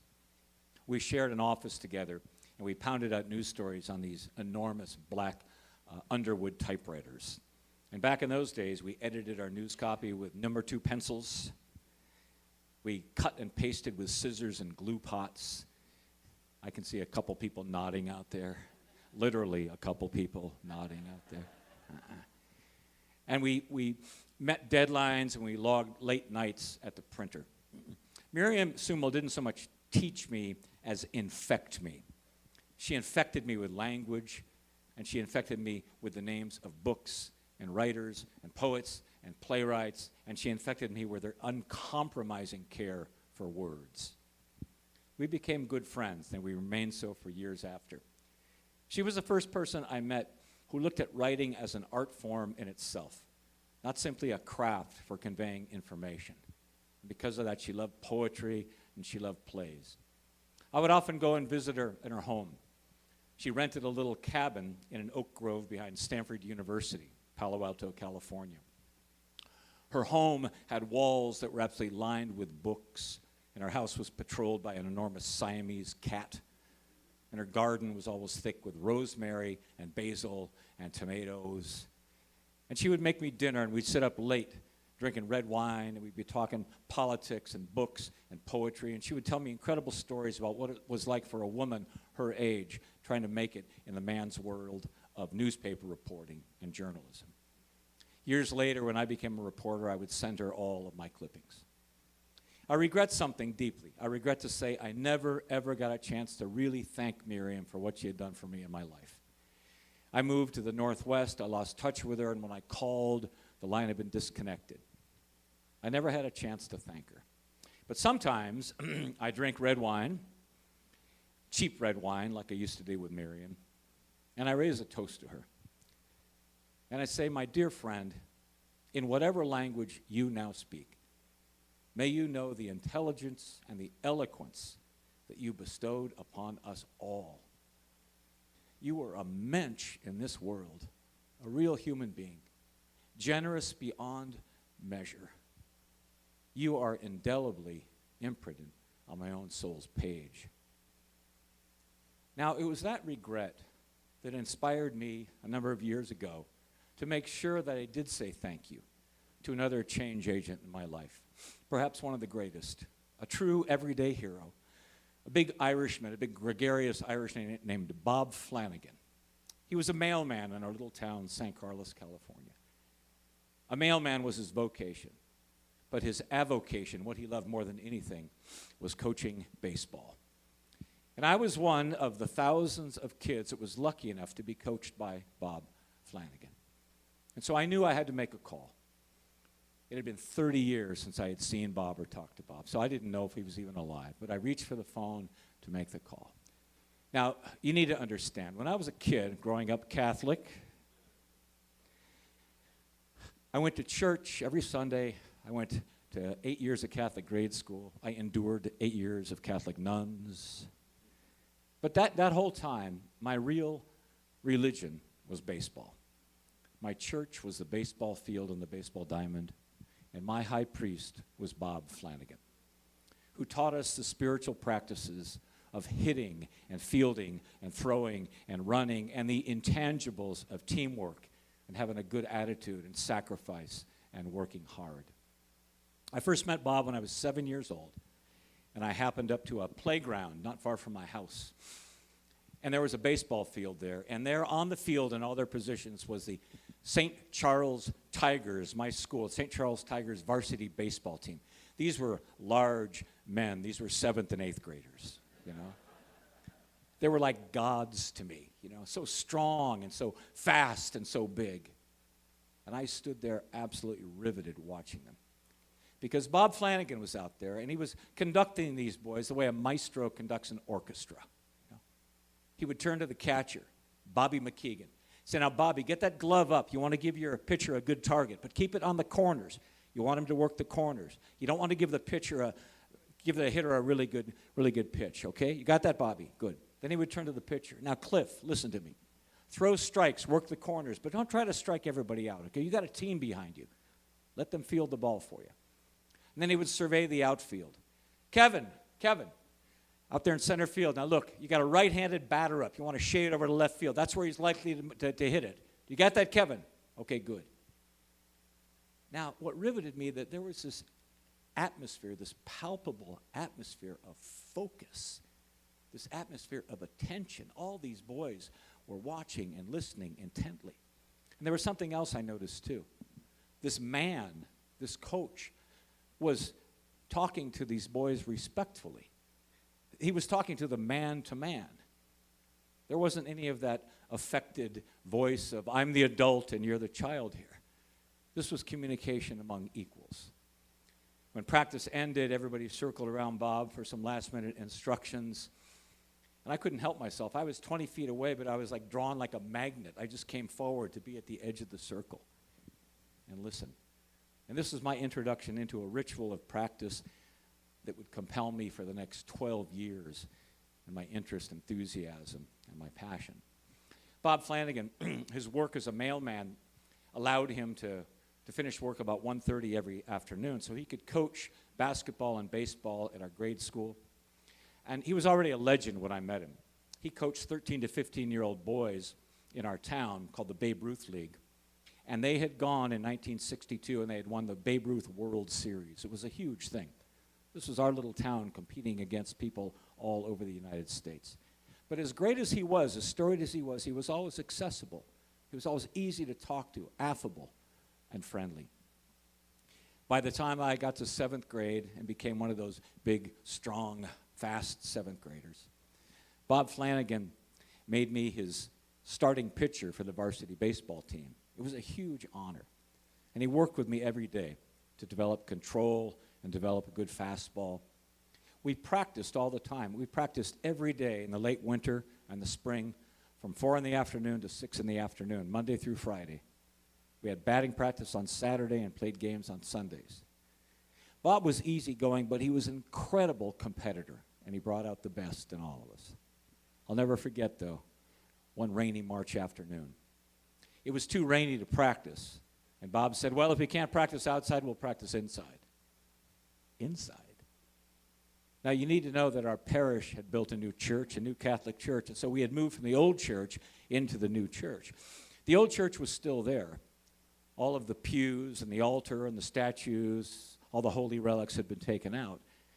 It was completely empty, except for a residue of the smell of incense and the residue of memory, because most of us had been baptized in this church.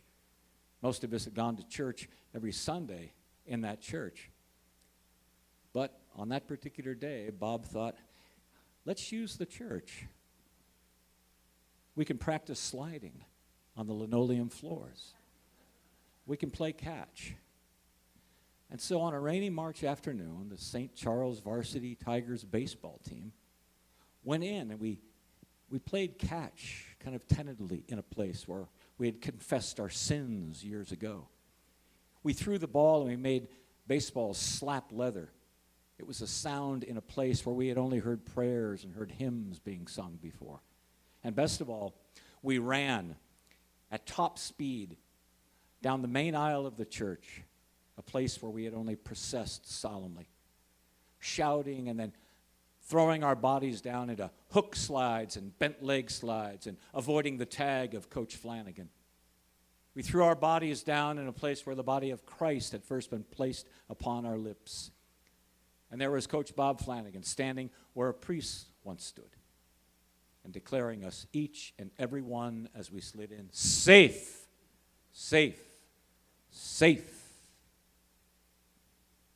I did make the phone call, but the voice that answered the phone wasn't the friendly, gregarious, big-hearted Irishman. And I said, hi, this is Bill Hornyak. I was calling for Bob Flanagan. He was my coach years ago. Bill, how are you? It's me, it's Bob.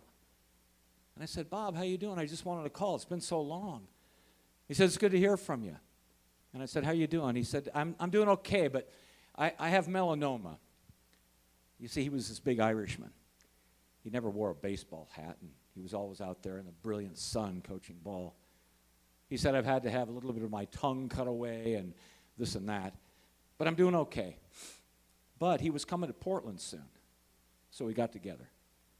We got together in a restaurant, and Bob walked in, and I have to tell you, a lot of people would have been too self-conscious to show themselves because he had parts of his ear cut away and nose cut away. But Bob Flanagan was not going to let something like that get in the way of what he loved doing second best of all, talking to his friends.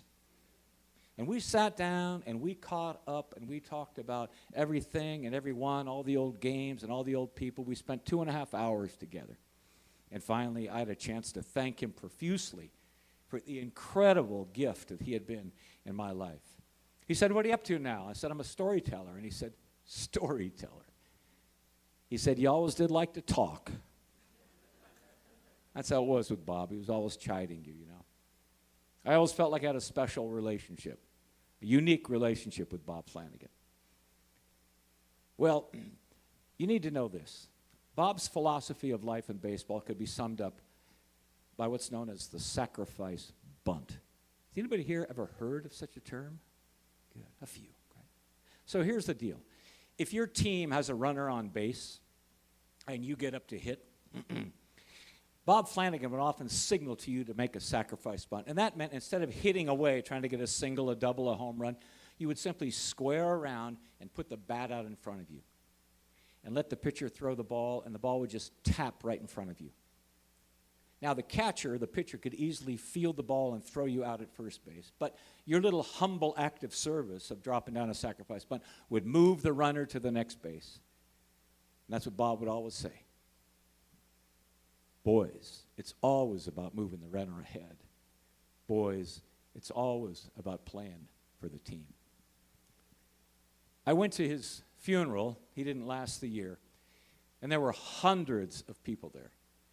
Hundreds of boys and young men like myself. There were some boys that were 12 or 13 years old who had been coached by Bob just a couple years ago. And there were guys like me in their 50s and 60s who had been coached by him for decades ago. All of them knew Bob as a man who'd made a huge impression in their lives, and he had a unique relationship to all of them. But I got up to speak at the funeral, and when I did, I said, Bob, I know it's unlikely, but if I ever do get to the pearly gates of heaven, I know you're going to be there. And you're going to say, Hornyak, nobody gets into paradise without laying down 3 perfect sacrifice bunts first. Because up here, it's just like down there. It's still all about moving the other guy ahead. It's about playing for the team. That's the story of my everyday hero, Coach Bob Flanagan. Thanks for listening, everybody. You've been a great audience. Thank you. Thanks for the invitation, Blaine.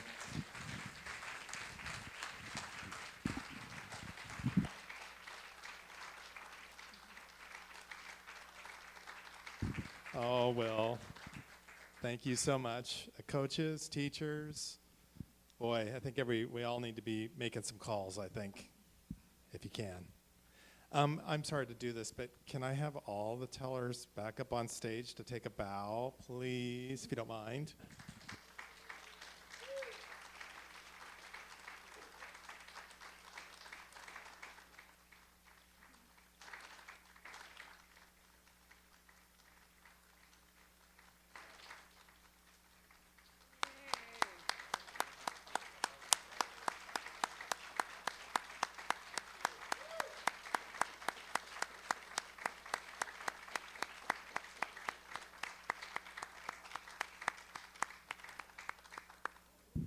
Thank you all so much. That was fantastic. Now, I'd have one more question for the tellers. Did you all get a raffle ticket? Let's get raffle. We need Susan. No, you can get a ticket. Here comes our intrepid volunteer, Susan, to make sure you get a raffle ticket. Everybody get your raffle tickets out. Let me tell you, while they're getting those, what you can choose to win. We have 3 $10 certificates to the book corner. It says on the coupon 1 book or a value of $5, so I'm pretty sure you can get. They won't argue with you. Tell them you want $10 worth. And if they have a problem with that, I'll tell them Blaine will cover it. So we have 3 of those. We have 2 pairs of tickets to the Beaverton Community Theater's Curious George play, which is a family play coming up. It's in, I don't have the dates in front of me, but it's in February and early March, so depending on what your availability is, you could pick that. And then I have a pair of tickets to a upcoming back fence production. I don't know what it is yet. It could be anything. So if you want the wild card, Frame Masters does a lot of really cool things. So she will be doing something with storytelling. She does things at Powell's, Albina Rose Theater. They're usually in Portland, just so you know. So all these envelopes, the book corner tickets are in the envelopes. The other ones just have my card. So if you get the community theater tickets or the back fence tickets, you need to get a hold of me and I'll connect you with the tickets. Okay, all that said, Anne has got some numbers. Oh, she's going to put her glasses on. We don't want any wrong numbers, Anne. Definitely need my glasses. Yeah. Okay. Did you shake them up really good? I did. Okay. The first number is Oh, wait, I think we have a last-minute addition. Oh, now we have to shake them all up again. We can leave the first number out for sure. Okay. The first number is 447174. 174. Oh, one of our regulars. I want to say Barbara, but is it Barbara? Brenda, that's right. Brenda's been coming to the storytelling events for years. It's about time you won, Brenda. Or maybe you won before. I don't remember. Oh, she's won before. Okay. Congratulations. What would you do? The book corner? Okay. All right. Oh well, you could choose the you can pick whatever you want. So. Okay. All right. Okay, the next number is 447191. 191. Oh, I know that person. There was no fix here. What are you going to get, Jess? Are you going to get back fence? Ooh, that's a good call. Good call. Okay, so back fence is gone. We're down to 2 Curious George tickets. You'll see the man in the yellow hat, I'm sure. And a couple of book corners still. Okay, 447221. Ends in 221. Anyone? Nope. Wait. Okay. Oh, yep. We have a winner in the back. Do you want book corner or Beaverton Community Civic Theater? Book corner. Book corner's on the way.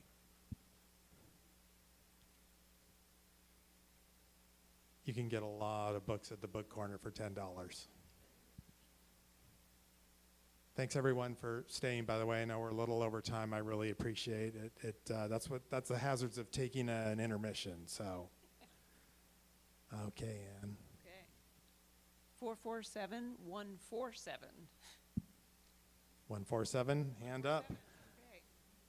Okay. We're down to Beaverton Civic Theater or book corner. Okay. Oh, Curious George is The final one. okay. It's curious. If you don't want Curious George, just say it's me, but I don't want it, and we'll do another number. Okay, it's 447193. You know somebody who wants to go Curious George.